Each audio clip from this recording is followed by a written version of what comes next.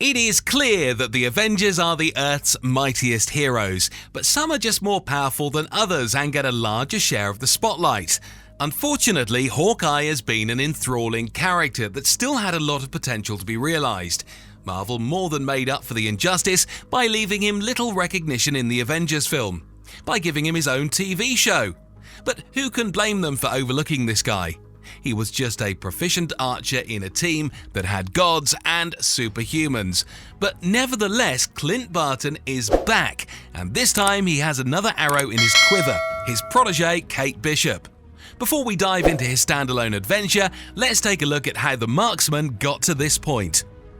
Clint was first introduced to us in the Thor movie. The God of Thunder had come looking for Mjolnir after it had landed in Mexico. But Thor was probably the least worthy person at the time and couldn't lift the sacred hammer.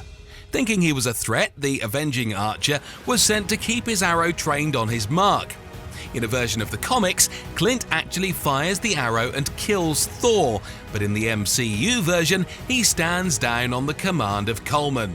The first introduction we are given to the character was in the Avengers, when he is stationed at a S.H.I.E.L.D. safe house where the scientists are experimenting on the Tesseract. Things don't really go his way and he is brainwashed when Loki gets his hand on the scepter. So he basically spends the first half of the movie trying his best to curtail the efforts of the developing team of superheroes. This brought great distress to his friend, Natasha Romanoff. It was actually Clint who had convinced her to defect from Russia and come to the United States after Nick Fury had sent him to kill her.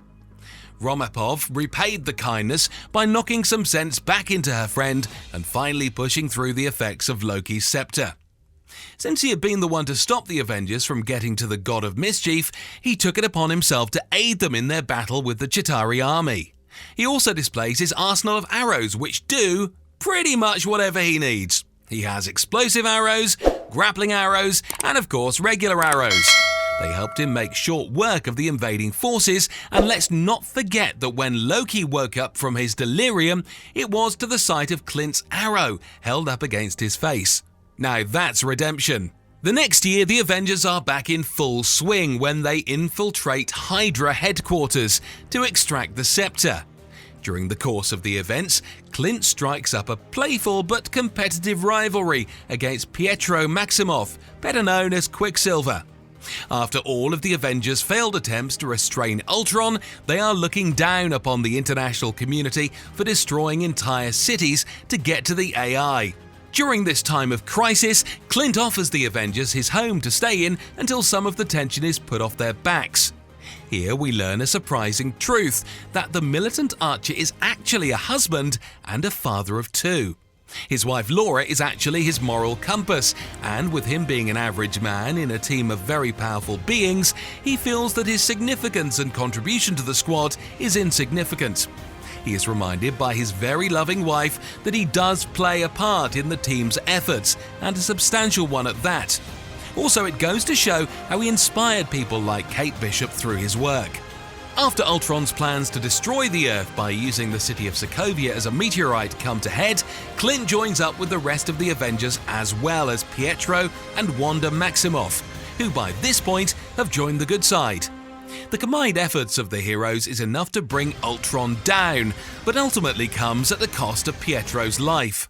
He had used himself as a human shield to protect Clint from incoming projectiles. This was one of the contributing factors that got Clint to call in an early retirement. But as he would soon find out, it would be a very short one. After the Mad Titan Thanos wipes out 50% of all sentient life, Clint loses his entire family in the fallout. He is overcome with grief, sorrow, and bitterness.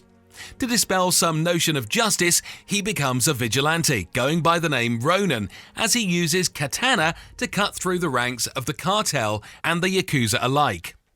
5 years after the snap, Natasha finally catches up with Clint and tells him of the plan that the Avengers have put together, at least what's left of them. Though the idea of a time heist did seem very far-fetched, Clint joined because it gave him the hope of seeing his family again. So to execute the plan, the Avengers break themselves up into smaller teams to get the Infinity Stones from various points in time. So where do the Avengers send the two most vulnerable members of the team? That's right, halfway across the galaxy, to retrieve the Soul Stone. Clint and Natasha understand the terms of acquiring the Soul Stone, that whoever wishes to possess it must sacrifice the life of one that they love. So naturally, after seeing the loss of his family and friends, Clint wasn't going to let Natasha die too, so he jumped off the precipice and into the void. But before he could fall, Natasha restrained him.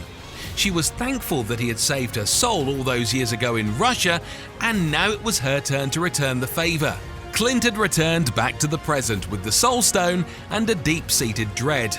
After the battle with Thanos was over, Clint attempted to get his life back in order, and in one of the last conversations with Wanda, they both ruminate about how they end up losing the ones that they love, and about how they are going to get their own TV shows. In his Disney Plus show, Clint must go through one more mission: get home to his family in time for Christmas. This may very well be his last mission, because Kate Bishop, the best archer in the world if you ask her, is aiming for the Hawkeye mantle. Thank you guys so much for watching. Don't forget to hit that like button, and for more content like this, subscribe to KRTV.